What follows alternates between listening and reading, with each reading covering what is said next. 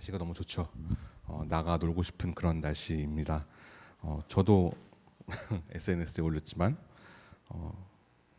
가끔씩 보면 퇴근하고 싶고 막 그래요. 어쨌든 여러분들도 되게 막 뛰쳐나가고 싶은 그런 기분이 막 드는지는 모르겠습니다. 오늘 본문은 포로에서 돌아온 이스라엘 백성이 가장 먼저 무엇을 했는가를 보여주는 말씀입니다. 이 이스라엘 백성들은 한동안 바벨론이라는 나라에 끌려가 포로 생활을 했습니다. 나라를 잃었고 예루살렘도 무너졌고 성전도 무너졌습니다. 삶의 중심이 완전히 무너진 상태였습니다. 그런데 하나님께서 그 백성을 버리지 않으시고 완전히 돌아오게 하셨습니다. 그리고 오늘 본문에 보면 그들이 예루살렘에 돌아와서 가장 먼저 한 일이 나옵니다. 뭘까요? 바로 예배를 드렸던 것입니다. 여러분 같으면 뭘 하겠어요? 예를 들어서 일제강점기가 끝난 이런 회복된 그런 시기에 극초기에 여러분 어떤 것을 하겠습니까? 예를 들면 식량을 미리 저축해둔다든지 자신의 안전을 그런 철저히 대비한다든지 집을 짓는다든지 그런 것들을 하지 않을까요? 저 같아도 자신의 형편을 좀 채우고 지키려는 것에 좀 애를 쓸 것 같아요. 근데 인간적인 관점이라는 것이죠. 그러나 이 백성은 제단을 먼저 쌓았습니다. 다시 말하면 예배를 먼저 회복했다는 것입니다. 이게 굉장히 중요한데요. 하나님 백성은 돈부터 인정부터 성공부터가 아니라 하나님 앞에 다시 서는 것이 중요하고 그것이 회복에 참된 지름길이라는 것입니다. 우리 1절 말씀 보겠습니다. 제가 PPT 일부러 안 만들었어요. 여러분 주보를 보고 말씀을 보겠습니다. 제가 읽을 테니까 눈으로 따라와 주십시오. 이스라엘 자손이 각자의 성읍에 살았더니 일곱째 달에 이르러 일제히 예루살렘에 모인지라. 되게 옛날 얘기인데 여러분들 지금 모의고사 보죠? 고등학생들 모의고사가 옛날에는 어떤 이름으로 불렸는지 알아요? 일제고사라는 이름이었어요. 저 때도 없었던 말이었어요. 저희 부모님이 쓰시던 말인데 일제히 본다고 해서 일제고사였습니다. 어쨌든 이 말은 한 마음으로 모였다는 것입니다. 한 마음으로. 돌아온 사람들은 각자 상황이 달랐겠죠. 경제적으로든지 마음이라든지 여러 가지 형편이 달랐을 것입니다. 그렇기 때문에 자신의 처지를 이제 형편을 좀 더 낮게 하려는 그런 마음들이 있었겠죠. 불안한 사람도 있었을 것입니다. 괜찮아요. 그런데도 그들은 따로따로 움직이지 않고 하나님 앞에 함께 섰습니다. 함께라는 게 굉장히 중요해요. 우리가 여러분 대중교통 타고 오신 분들 보통 이제 혼자 왔다고 하죠. 근데 혼자 왔다고 하는데 사실은 많은 사람이랑 같이 온 겁니다. 하나님은 개인도 회복시키지만 공동체도 회복시키시는 분이십니다. 그래서 신앙은 혼자만의 일이 아니에요. 신앙생활은 혼자 할 수 없는 것입니다. 제 음료를 쏟았나요? 갑자기 미안해지네. 미안합니다. 네, 괜찮아요. 나중에 하세요. 들어오세요. 예배 드립시다. 끝나고 해도 돼요. 괜찮아요. 네. 들어오세요. 네. 자, 다시 하나님은 공동체를 회복시키시는 분입니다. 신앙은 혼자만의 일이 아니라는 것이죠. 같이 예배하고 하나님을 바라보는 것이 중요합니다. 신앙생활 혼자 할 수 없어요. 우리 사도행전에 보면 우리 기억나는지 모르겠는데 재산을 공동해서 소유하고 서로 나누고 떡을 떼고 이제 서로의 것을 이제 서로가 이제 같이 함께 쓰는 모습들을 볼 수가 있겠죠. 모이기에 힘쓰라는 성경 말씀도 있고 세 겹줄은 쉽게 끊어지지 않는다라는 말도 있는 것처럼 공동체는 신앙생활의 필수 조건입니다. 그냥 대충 하고 앉읍시다. 예배 드리는 게 우선이니까. 그리고 3절에 보면 3절을 봅시다. 제가 읽을 테니까 따라오세요. 무리가 모든 나라 백성을 두려워하여 제단을 그 터에 세우고 그 위에서 아침 저녁으로 여호와께 번제를 드리며라고 합니다. 백성은 두려웠습니다. 여러분 만약에 전쟁 직후라고 생각해 보세요. 조금만 큰 소리가 나도 불안하지 않을까요?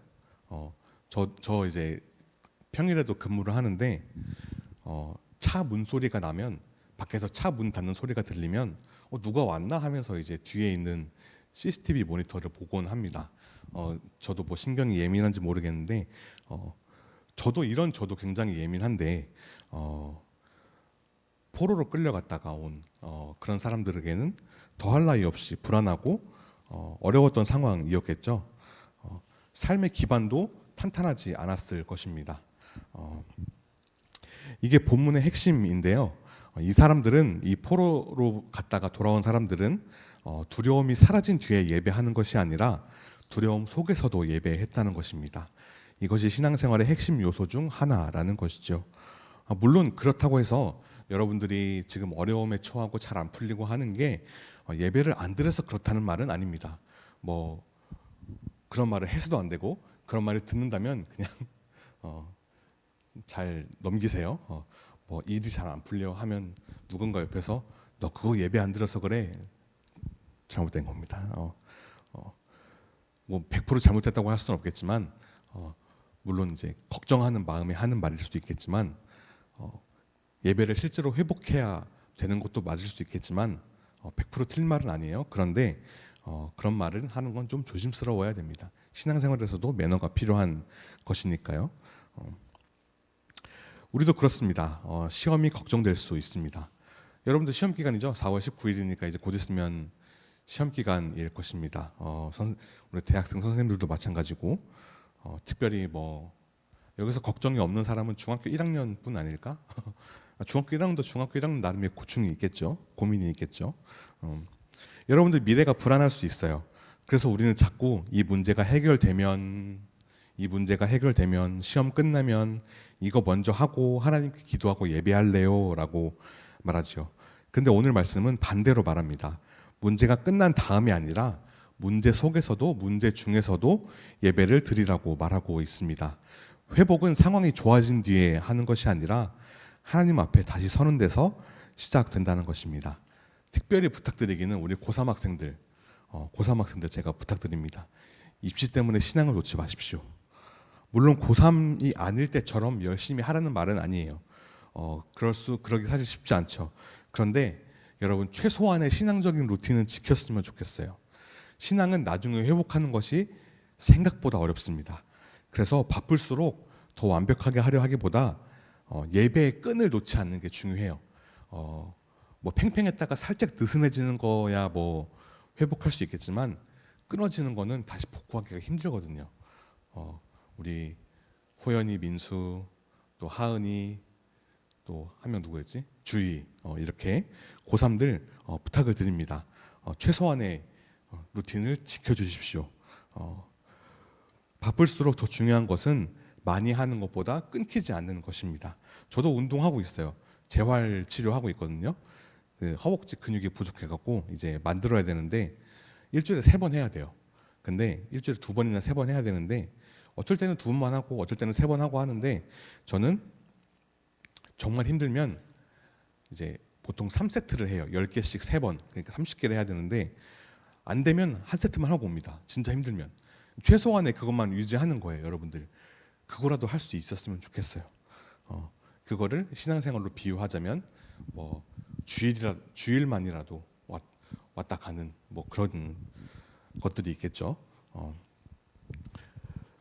신앙생활하면서 입시 준비하는 게 힘듭니다. 주일에 여기 왔다 갔다 예배드리고 하면 2시간은 기본입니다. 2시간이 뭡니까? 뭐 3시간, 4시간까지도 있을 수 있고 우리 청년 선생님들은 뭐 6, 7시간까지 되니까 얼마나 많이 시간을 많이 할애해야 합니까?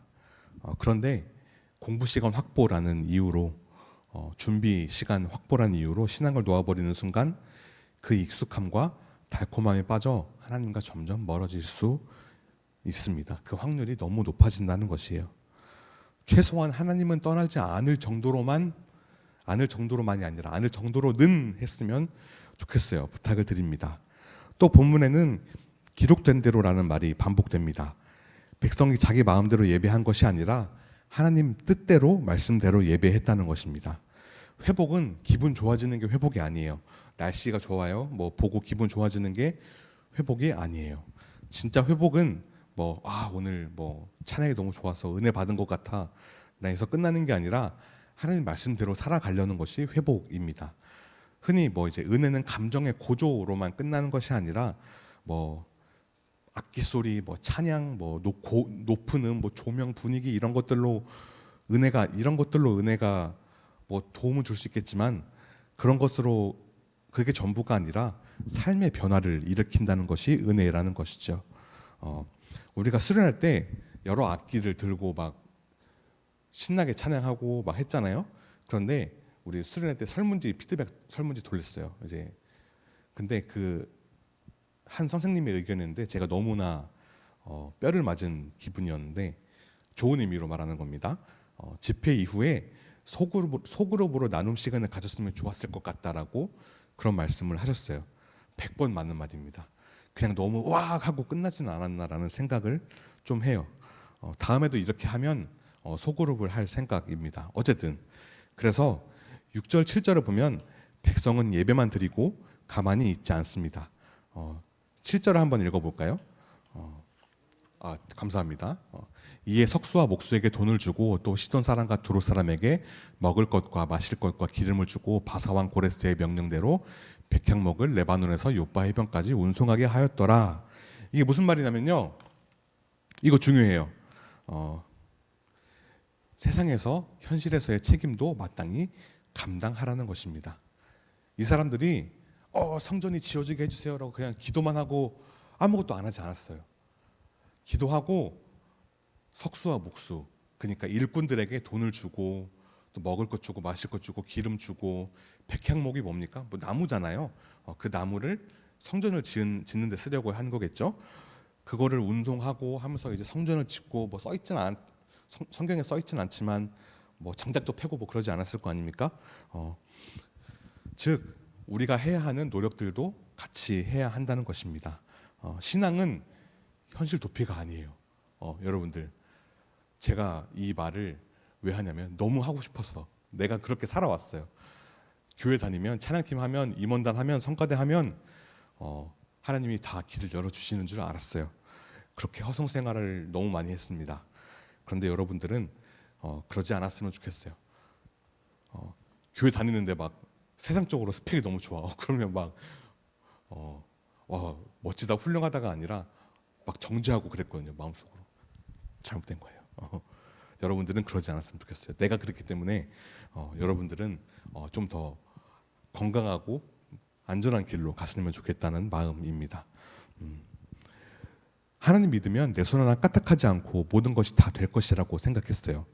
그런데 아닙니다. 저는 너무 교회에 갇혀 살아가지고 제 스스로를 교회에 가뒀어요. 그래서 교회 밖에 있는 문화, 지식 이런 것들을 어려워했고 심지어는 그거를 적대시하고 죄악시했다는 것입니다. 믿는 사람들이라고 해서 갑자기 엄청난 세상의 특혜가 주어지는 것은 아닙니다. 여러분 공부해야 되고요. 뭐 국영수, 사탐, 과탐, 뭐 세부특기 뭐 이런 거 다 공부해야 되고요. 뭐 인터넷 강의 들어야 되고요. 학원 다녀야 되고요. 내신 잘 쌓아야 되고요. 입시 전략 잘 짜야 되고요. 하나님이 입시 전략을 짜주시진 않습니다. 어쨌든 뭐 공부는 공부대로 예체능은 예체능대로 여러분 갈고 닦으십시오. 공부하라가 주 설교 내용은 아니지만 믿는 사람일수록 더욱 노력해야 합니다. 그래서 믿음 생활이 힘든 거예요. 신앙생활은 시간이 나서 하는 게 아니라 시간을 내서 하는 거거든요.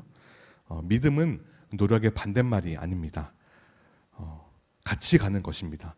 예배 따로 삶 따로가 아니라 예배가 삶이고 삶이 예배여야 한다는 것입니다.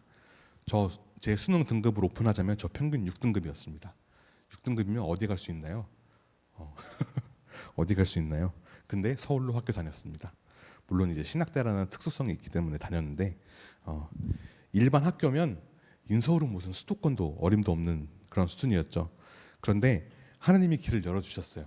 근데 하나님이 길을 열어주신 건 맞는데 인정하고 감사한데 하나님의 은혜란 이름으로 제 노력 부족을 정당화할 생각은 없습니다. 그래서도 안 되고요. 은혜는 모든 것을 정당화하는 소위 퉁치는 마법의 단어가 아닙니다, 여러분. 하나님 열심히 섬기시고 도와달라고 하시고 필요한 거 달라고 하시고 그리고 세상에서 요구하는 실력도 쌓으십시오. 그게 건강한 그리스도인이고 훌륭한 그리스도인이고 성숙한 그리스도인입니다. 무책임한 그리스도인이 되면 안 돼요. 적용 질문을 드리겠습니다. 화면을 띄워주시겠습니까? 나는 상황이 나아지면 예배하겠다고 예배를 미루고 있지는 않습니까? 두 번째, 나는 예배 따로 삶 따로 살아가고 있지는 않습니까?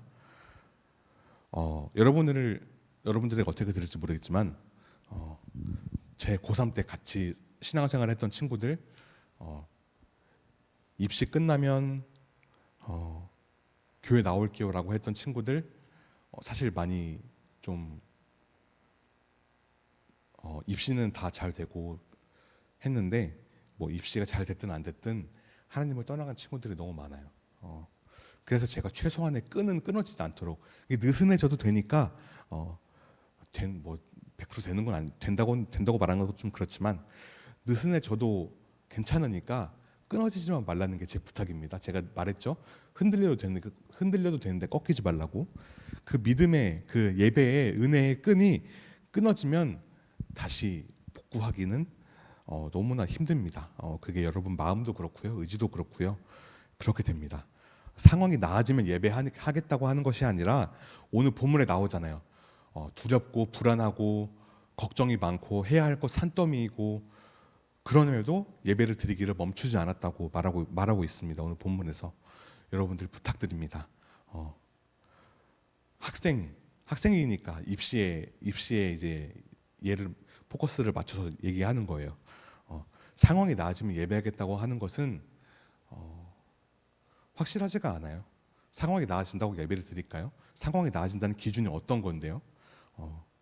이만큼 되면 그럼 또 욕심이 생겨서 이만큼만 더요라고 하게 된다니까요. 여러분 지금부터 예배 드리십시오. 지금부터 예배 드리십시오. 그래야 우리의 믿음의 끈이 끊어지지 않습니다. 그리고 두 번째, 예배 따로 삶 따로 살아가고 있지는 않는지 한번 돌아보셨으면 좋겠어요. 여러분이 나처럼 되진 않았으면 좋겠어요. 교회 봉사도 하고 신앙생활도 하고 하나님 섬기면서 여러분들이 할 수 있는 노력을 하셨으면 좋겠습니다. 뭐 성경적이지 않을 수도 있는데 진인사 대천명이라는 말이 있거든요. 인간이 할 수 있는 모든 것을 다 하고 나머지는 하늘에 맡긴다라는 뜻이에요. 그래서 여러분들이 예배 따로 삶 따로 살아가지 않고 삶으로 예배를 드리십시오. 모든 것을 주님께 하듯 하십시오. 모든 것을 주님께 하듯 하고 낮은 자를 섬기고 하나님 예배 드리고 뭐 저는 제 흑역사를 말씀드리면 교회에서는 정말 좋은 사람이었는데 집에 가면 뭐 친구들 만나면 부모님 말 안 듣고 험한 말하고 막 그랬습니다. 여러분들 예배 따로 삶 따로는 아닙니다. 우리가 순종을 얘기하잖아요. 순종은 100% 하는 게 순종입니다. 부분적으로 순종하는 것은 불순종입니다. 이건 확실히 말씀드리고 말씀드릴 수 있을 것 같아요. 예배가 삶이 되어야 되고 삶이 예배가 되어야 한다는 것입니다. 모든 것을 하나님께 하듯 하면 우리는 삶으로도 예배를 드리게 되는 날이 올 것입니다. 말씀을 정리하겠습니다. 오늘 본문을 통해서 두 가지를 말했습니다. 예배를 먼저 회복해야 한다는 것. 물론 잘 안 풀리는 모든 원인은 예배라고 말하기는 조금 어려워요.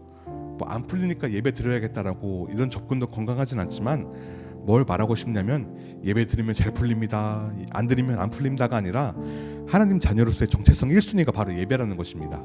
이 백성은 나를 찬송하기 위하여 지었나니 이사야 4:3-2 이렇게 나와 있습니다. 예배는 상황과 조건에 매이는 것이 아니라 어떤 상황에서도 하는 것입니다. 우리가 뭐 모든 상황 속에서 주를 찬양할지라 했는데 진짜로 그렇게 해야지 여러분들. 예배가 무너져 있으면 예배를 회복시키시고 주일에만 드리는 것이 예배가 아닙니다. 여러분들이 뭐 우리 큐티인 쓰지만 큐티인으로 말씀 묵상하고 하는 것도 예배고 기도하는 것도 예배고 우리가 마음속으로 찬송하고 기도하는 것도 예배가 된다는 것이죠. 개인의 경건 생활을 놓치지 마십시오. 제가 SNS에서 그런 말 봤어요. 사탄은 말씀도 듣게 하고 찬송도 부르게 하지만 말씀은 못 보게 한다고요. 또 제 얘기하면 제가 그랬어요. 성가대 임원 찬양팀 다 했는데 말씀을 안 봤어요. 제가 개인 경원 생활을 안 했습니다. 말씀이에요. 말씀이 제일 중요해요. 말씀이 제일 중요해. 말씀이 제일 중요해. 그리고 하나님 백성으로서 현실의 책임에서 도망치지 마십시오. 하나님께서 길을 여시는 은혜는 분명히 있습니다. 그러나 그 은혜를 핑계로 내 노력 부족을, 책임 부족을, 무책임함을 정당화해서는 안 됩니다. 믿음은 현실을 피하는 것이 아니고 하나님 자녀로서의 마땅한 삶을 감당해내는 것입니다. 그래서 하나님 자녀로서 1순위인 예배를 회복하시고 삶의 책임을 다하는 건강한 그리스도인이 됐으면 좋겠어요. 그렇다고 다 서울대를 가라는 게 아니에요. 할 수 있는 자리에서 최선을 다하라는 얘기지. 첫 번째 예배, 두 번째 삶의 예배, 이것들을 여러분들이 마음속에 새기고 살아갈 수 있기를 주님의 이름으로 축복합니다.